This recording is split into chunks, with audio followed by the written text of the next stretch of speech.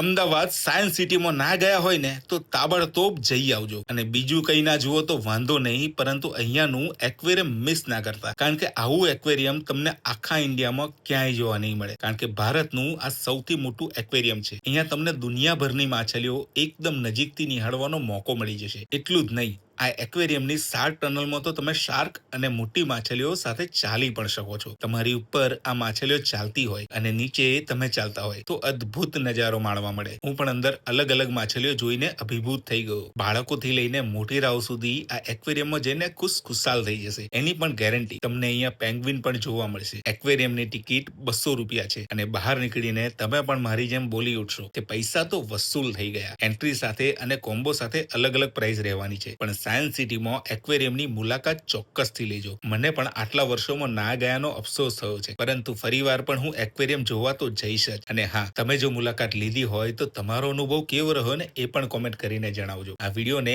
એવા મિત્રોને પણ મોકલી આપજો જેની સાથે તમે અહીંયા જવા માંગતા હોય. અને વિડીયો પસંદ આવ્યો હોય તો ફોલો પણ જરૂર કરી દેજો. આવા મસ્ત મજાના વિડીયો તમને માણવા મળશે.